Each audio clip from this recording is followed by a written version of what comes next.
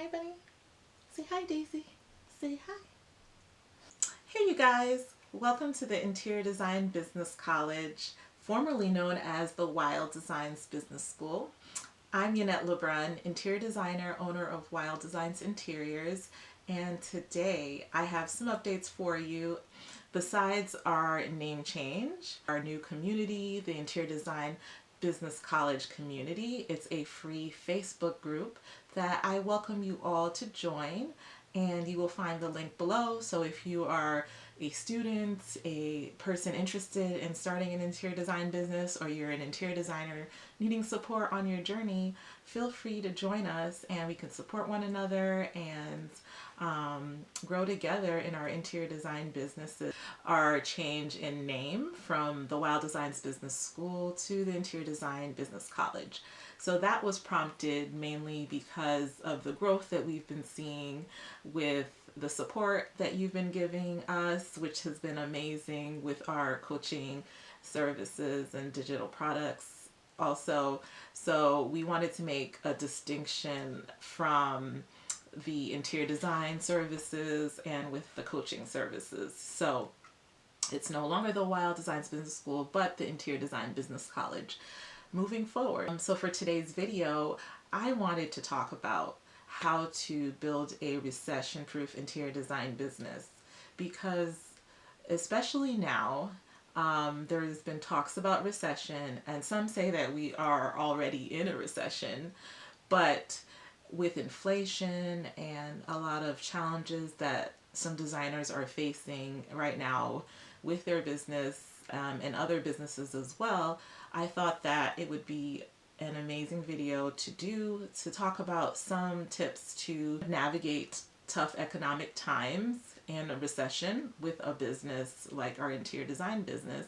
So let's get into today's video, how to navigate through a recession with your interior design business. So first and foremost, I think it's so important to cut the costs or your expenses that are not necessary for running your interior design business. Because in today's age, with so many apps and different programs and softwares and things, you know, there are so many things that are amazing, but are they really essential for running your business? So I would take a look at all of the expenses, you know, that you have on a spreadsheet or however you manage your finances, and really take a look and see, are all of these things necessary? And you know, delete, unsubscribe, cancel whatever plans you have that are not essential to your business surviving, and become as lean as possible. So that way you can reserve those funds and really try to weather the storm of inflation or recession.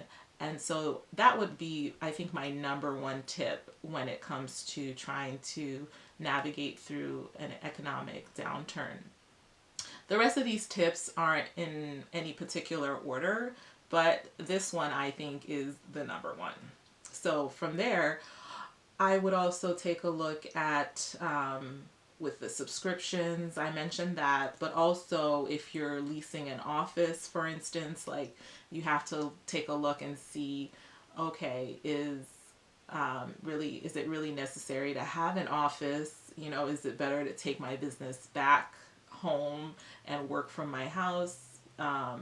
Things like that. Or you know, if you still need a office type presence for meetings, why not have like a virtual office so that way you can come in when you need to, things like that. But you know, you save the cost of having a separate office, and that can help significantly with savings and things like that. So, but very last, you know, if you're having employees, then, you know, after you're cutting all the costs that you can and being lean, maybe with the employees, you might have to scale back some hours, or if you are reluctant to let some go, then maybe from them being an employee, you go back to having them as 1099 contractor, or work something like that out, if not part-time hours. But at the very, very end, you may have to make some cuts and let some people go. But because at the end of the day, if you aren't able to sustain them in that position, it's like it's either you shutting down or you letting them go. So you have to make that tough decision and let them go so that way your business can survive. And you never know. I mean, if you are really close to that person and really love the work that they do, then perhaps when things change, you can have them back. But trying to survive the recession times, these hard decisions have to be made. So number two, I would say that you should be trying to contact your past clients, because it's a lot easier to convert clients that you've had already, so that they can sign on again with you to do projects with you, and really keeping in touch with them, touching base to see where they're at and if there's anything else you can help them with. Perhaps you knew of other rooms in their home that needed to be worked on, but they never got around to it. So checking in on the past clients and seeing what's going on with them, and in hopes of being able to get more work from them. And don't forget, number three, to go back to the leads that you've already accumulated. Like, I have a folder full of leads that, people who didn't move forward but inquired about services, and you might have sent your questionnaire to them or asked, answered some questions and things, but, life happened, they got caught up and they never moved forward. And you can circle back with these people and see like where they're at. Are they still needing help with their projects? And how can you be of assistance? So going through all of your leads and checking up, touching base, and seeing if you can still help them. And fourth, for the fourth tip, I would say it would be amazing to break down your services, because sometimes when you're in tough economic times, you might find clients that aren't able to afford the full, complete design service, where from point A to Z, they're able to afford a full service interior design. But in cases like that, having a la carte services where you can break down services so that they can pick and choose services that they need, and then they can take it from there. Like, for instance, I have a service called Designer for a Day, where they can have me for a day to help them, whether they want me to go to a showroom and help them pick out some finishes, or shop with them so that they can have an idea of what they should get. So they have me for a couple of hours during that day, and that's all they really need to steer them in the right direction. Or you can have designer on call, which I've had several people call me to get my feedback or input on a situation that they're facing, but they, just paid for an hour of my time to ask me questions of what I thought, or to see if they really do need my services based on, what's going on. And I find that to be, a good filler as well. And so there are different creative ways to think of what people might need, and how you can help them in a smaller service. And then later they can decide to come back and hire you for more. And that's happened as well. They can start off with booking you for a certain type of consultation, and then you're able to show them the need for having you back to help them with more of what they're working on. So, and then that's happened where they hire you again and you come back and do more in the design. So during these tough economic times, a lot of times, for instance, homeowners might be a little more cautious with spending and things like that. So you might have to think of different types of design. What part of design could be more considered a essential, since interior design is a luxury service, and in a lot of cases it really is an essential. But some people think that they can push or wait, delay having the design, because they don't see it as a priority at the moment, which is understandable in certain circumstances as well. But for instance, if you are a commercial designer, you would think of different parts of the business, the industry that might not be as impacted as much, like for instance, healthcare, and sometimes hospitality and things like that, where who can you network with or reach out to try to gain projects in those types of industries where they might have more of a budget to make those renovations or those changes in their facilities, because they won't delay doing those things, because they need to increase their revenue and they have a constant flow of customers. So you want to take a look at who are you servicing and things like that. And like for residential too, like what part of the home are you focused on? Are you concentrating on everything, or is it kitchen design, bath design, or do you have a niche? So you can think about how to position yourself where you can appeal to those who need your service the most versus the ones who feel like they can wait a little bit. So that analysis is important to kind of know how to market yourself and to find the clients that will help you get through these challenging times. Next is you want to increase your marketing efforts.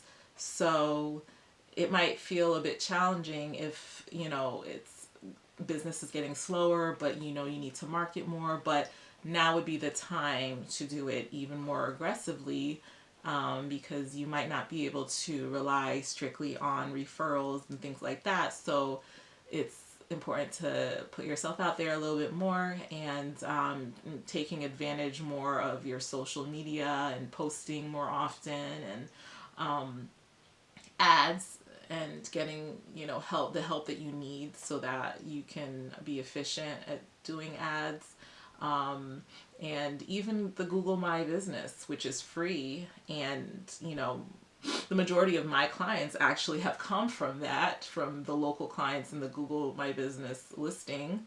And so a designer really should take advantage of that and connecting their website to that, and so that they can be found by local clients looking for what they need, things like that. So making sure you take advantage of all of the marketing strategies, free and paid, if you are able to afford them. And so next, you want to continue to network, networking with other professionals, like in the industry, with your contractors, the tradespeople, real estate, architects, and see how you can be a reference for them, maybe whenever they have a question or something that you can help them with, but also asking them to help connect you as well when they have a customer or client that might be looking for your services. And so a lot of times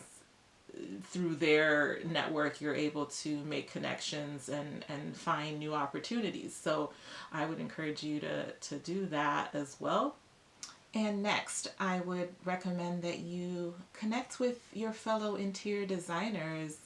The design community is amazing. You'll find a lot of support and help during these challenging times, so that you can really bounce ideas off of each other, and get feedback on how to navigate your business. And as I mentioned earlier, my community, the Interior Design Business College, find the link below. It's a good opportunity to join and to connect with other designers, and really find encouragement and ask your design related questions and things like that, or business questions. And so these times you also want to connect with other designers, which can help navigate a challenging time, so that way you feel encouraged and find a way to connect and move forward together. My next advice would be to take advantage of this time that you have, if things are a little bit slower, to clean up your business systems and processes.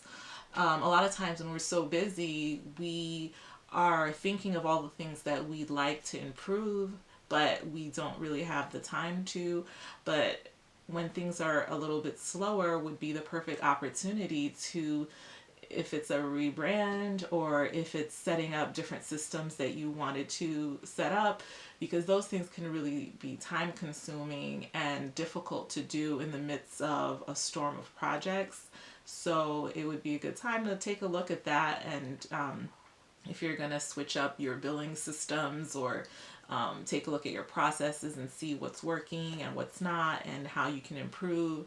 If you need to like rebrand and update your websites and your images, your portfolio, your logo and things like that, because once you make those changes, you got to go in and change everywhere, all your social medias and everything. You got to update all of those things. So it would be a good time to like refresh and revamp your presence social media wise, or website, things like that. And so once you start getting busy, you'll be happy that you took the time to really set up your systems and processes and everything, so that way you continue to move forward and work more smoothly and efficient. I would also encourage you to explore other interests that you've wanted to get into but time might not have permitted. So are you an artist? A lot of designers are artists, and just like myself, I also am an artist. And during the pandemic, especially, I was able to integrate my art into projects and things like that, and had more time also to accept commissions and explore different types of art. So, are you an artist? Are there other things that you're interested in that you want to maybe integrate into your business, or you just want to make some more time for? But I would encourage activities or things that can tie into your business somehow, where it can kind of work together as a different part of your business, if that makes sense. And so really think about other things that you can do to help enhance your services, or in addition to your services, or your business. And that would be an amazing time to explore those things. Another idea could be to partner with other designers. Do you know another designer that has his or her business who are swamped and could use an extra help and things like that? So don't be afraid to, reach out to other designers or business owners. And sometimes even on these groups, designers are always looking for an extra help when things are busy for them. So, what you're comfortable with pitching in, and maybe finding a way to fill in the blanks with helping other designers with their extra workload and things like that, to help you through those times. And that would be another way to help you stay in the industry, but you are still gaining more experience and making new connections as well. And lastly, I would mention that if you have to accept a position at another company, or even go back full time at another company, I wouldn't take that as your failure of your business or anything like that. What I would suggest is having a game plan in terms of how you will get back to doing what you really love, where you still have a strategy, for how you'll get back into your design business. You can still scale it down, so that way you're able to focus on that new position, but still leaving certain things in place, so that way when the right project comes along, you can shift gears when you need to get back to doing what you really love. Really, part of being in business is knowing when to pivot and when to make those decisions. So if it really makes more sense to go back to a company, then you should do it. And while you're there, you can continue to make connections with the people that you meet, and you don't know what the future may hold. And that doesn't mean that you can't scale back your business to a part-time basis where you are still accepting projects, but just more sporadically. But at the end of the day, you do what you have to do to get through that challenging situation. And it could be also a blessing, because then what ends up happening in the end can be where you really want to be. And had you not taken that position, maybe it wouldn't have happened. So be open to all things, and but still keep in mind a plan or a way to get back to what you ideally would like to do. So I hope you found these strategies very helpful and will be of use to you during these tough economic times or during a recession. And remember to subscribe, like this video, and hit the notification bell, and I'll see you in the next video. Take care. Bye.